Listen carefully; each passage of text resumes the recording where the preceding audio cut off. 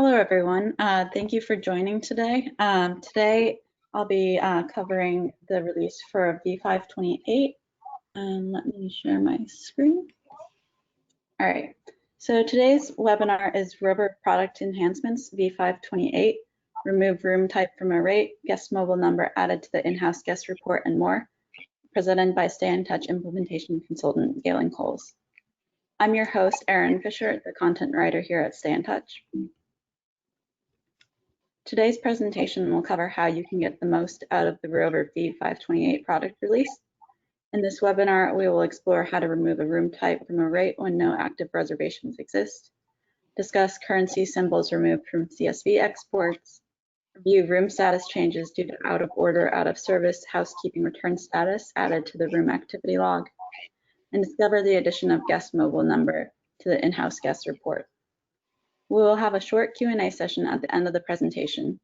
Feel free to submit questions throughout the presentation, and we will answer them in the order they are received at the end. And that's all I have right now. Galen, I'm going to hand the presentation over to you.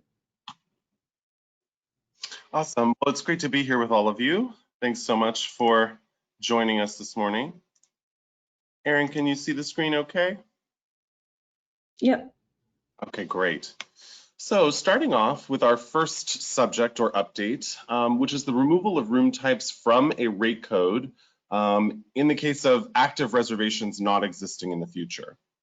So currently we have an example reservation here, webinar reservation, that we're going to take a look at. You'll see that it is booked under the webinar rate under the cozy room type. So if we're going to go over to our settings area and then attempt to pull up that rate and then remove that room type, you'll see an error message that appears that there's a child record in place. So if we come to room types and we attempt to move the cozy room off of the webinar rate, the rate that is booked on that future reservation, and we save, you'll see that there's a child record that exists. The room type cannot be deleted. Now that is because there is a future reservation on the books for that particular room type. Now that said, the update does allow you to then remove any other room types from this rate that are not in use currently on future reservations. So if we save that, you'll see that again in room types, you now have only 2 left. So we were able to go ahead and update room types within this rate, regardless of there being a future booking, because the future booking was only in this particular room type. If we were to go ahead and change the room type on the reservation, we'd then be able to remove this room type as well. So we'll take a look at that really quickly. So if we go back to our reservation here, we could do this 2 ways. We could either remove the rate, or change the rate rather, entirely on this booking, changing this to a different rate code via update room and rate. Or if we want to go ahead and leave it as this rate, but we need to go ahead and remove the cozy room type from it, then we can go ahead and update this reservation to another room type that is still listed within the rate, obviously. And now we will be able to pull this up and remove that particular room type. So again, we'll go ahead and pull it up. We'll pull up room types. And you'll see that we are now able to go ahead and remove that room type, because the future booking is no longer using that particular room type. It's now in this one. Now, again, if you need to remove all the room types from a particular rate, or you needed to remove the room types that you had to keep a reservation within, then again, you'd go ahead and update that entire rate code associated with the booking, and that would then allow you to update this room type variance on this particular rate. Okay. Now, this does work if you're looking at a rate that is derived. So we could have done a parent rate similar to best available rate and removed room types from that rate if needed by moving out reservations that are booked into them, or it also works with a child rate or a derived rate. So this rate is derived off of bar, and we're still able to remove room types from it if there are no future bookings of that room type, and those room types will not be removed from the parent rate. So your parent will stay consistent from what it was. You're just updating the child rate. So from there, we'll move into the next of our updates, which is going to be the dollar signs on our CSV exports. So if we jump over into our reports area and our scheduled report and exports, you can schedule some reports similar to our comparison. You're able to go ahead and select the file format. The PDF and other file formats will still incur the dollar symbol in the reporting when you're looking at subjects like ADR, RevPAR, etc. But for the CSV exports, you'll now receive a downloadable version, and I've got an example here. So the same comparison report now sent via CSV will no longer include those dollar amounts or the dollar symbols next to the dollar amount. This just makes it much easier for you to be able to ingest reporting like this into third-party softwares that you might have, or manipulate the data as you need within Excel documents that you keep. So this should alleviate some headaches there in trying to remove the symbols from your exports. There are a couple of examples of reports that are being updated with this are, of course, the comparison report. There's also the daily transactions report. Market segments is another, or market segment statistics report is another example of this. So within each of these reports, again, you will no longer see in the CSV export the dollar symbols associated with the amounts that are listed. And again, that's just to help with the ability to ingest these CSV documents into other systems or other Excel documents that you have without having to reformat a bunch of fields. So moving on from there, we then have another update to our housekeeping area, and this is going to be room status change due to out of order or out of service in our activity logs for rooms. So within housekeeping, room status, you've got a list of all of your rooms, and of course along the right-hand side here, you can update those rooms to be out of order or out of service via the service status area. Now, what we recently applied to this area is a room status, or room return status, I should say. So when the room comes back into service after the 9th, do you want it to come back as inspected as it currently is? Or would you rather have it come back clean or dirty so that housekeeping is aware that touch-ups may need to be done to the room? In this case, I'm going to go ahead and say that we want it to come back dirty, so that housekeeping, again, knows to go into the room and make sure that it's all good to go. So you'll notice that we've got it out of order here. So when we come into this area, into the room detail, and look at the activity log, you'll see that I've gone ahead and placed this out of order in the log. So that is a feature that was already there, that it would record when items went out of order, or rooms went out of order, rather. However, now what's going to happen when we return the room, either manually or via night audit. So if we select here again, we're going to go ahead and put it in service.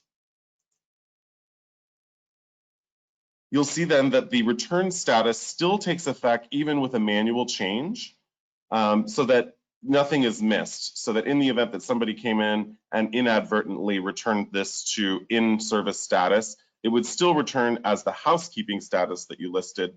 Again, just as a sort of extra layer of protection against accidentally checking somebody or booking into this room when it's not ready. So if we then go again into our room detail and our activity log, you'll now see that the room status has been updated to in service and to dirty from our out of order. Now, if you had done this via the end of day service, where you were just letting the room come back in naturally from being out of order, then you'd have a note similar to this that would note it was end of day, and you'd have a similar update action as out of order, out of service expiry. So when you're doing it manually, again, it will both record the manual reapplication of being either in service or out of order, and it will also update the housekeeping status, again, based on that return status that you selected at the initial point of putting it out of order. So again, that process is purple pencil, either out of order or out of service. You're selecting your return status. And then if you were to go in manually, place it back in service, you'll see that that now comes back as inspected, and the log will record it as such. All right, so the last area that we'll be going over today comes directly from some of your feature requests, which is to add a guest mobile number to our in-house guest report. So the in-house guest report is, of course, very useful for when you need to reach out to guests, whether there's late checkouts that you need to call to see what time they were expecting to depart, or you just need to reach out because the guest had special requests and so on. You can now, if we go to our dashboard, take a look at an in-house guest. If we were to go ahead and enter a phone number into their profile, just up here, which you can do by clicking and then just typing in the number directly, this will now appear on, or we'll have an option for appearing on the in-house guest report. So if we go to reports, new report, we're going to pull up our in-house, pulling it up, there we go, in-house guest report. We'll go ahead and do that for today. Now within the options field, in addition to things like guest notes or reservation notes, you'll see down here at the bottom that you can select show phone number. So when we do that and we run our report, we'll go to our report inbox, refresh that maybe if you need to. Got our in-house guests report here, and you'll now see this appear on the surface of the report rather than having to go into the reservation itself and see that contact information. Now, something important to note about this update is that it will only work for mobile phone numbers. It will not place landlines on the surface of the report. So if you happen to have a guest who has no mobile number but has a landline, I'd suggest just copying that over and placing it also in the mobile area. That way that it'll always show up on the reports if you need access to it, as well as many people do have mobile phones, and so the likelihood is that it actually is a mobile phone number, and so it's safe to assume that you could place it here and have that be accurate. All right, so that does really actually bring us to the end of the features for today's session. So Erin, I will go ahead and pass it back to you.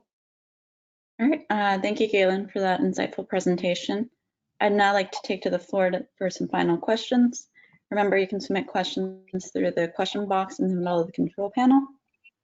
All right, so our first question is, will the housekeeping room log be updated if someone manually returns a room out of service or out of order to in service?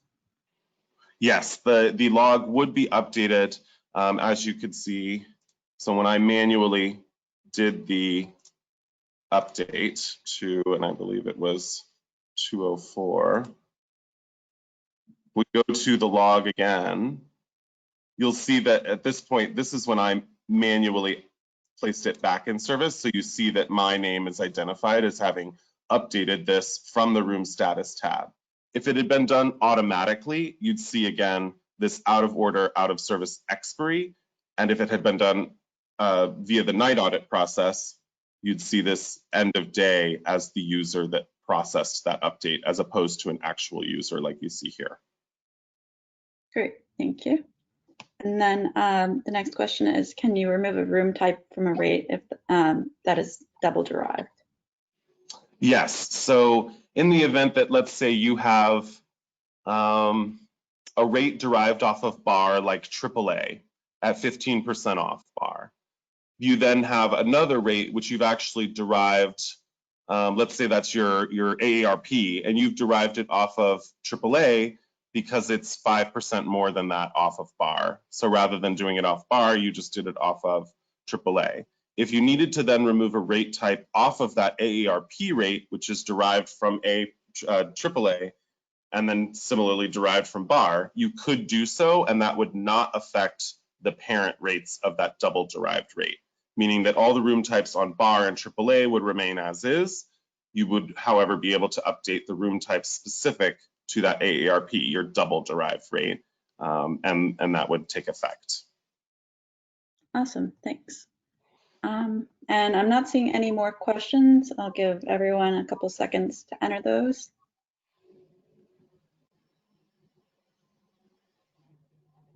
All right, since there are no more questions, I'd like to take the floor to offer some final thoughts. All right, so in this webinar, we explored how to remove a room type from a rate when no active reservations exist, discussed currency symbols removed from CSV exports, reviewed room status change due to out of order, out of service, housekeeping return status added to the room activity log, and discovered the addition of guest mobile number to the in-house guest report. With that, I'd like to conclude our presentation. Thank you all for coming, and if you have any additional questions, feel free to email me at erin.fisher@StayInTouch.com. Thanks again. Thank you.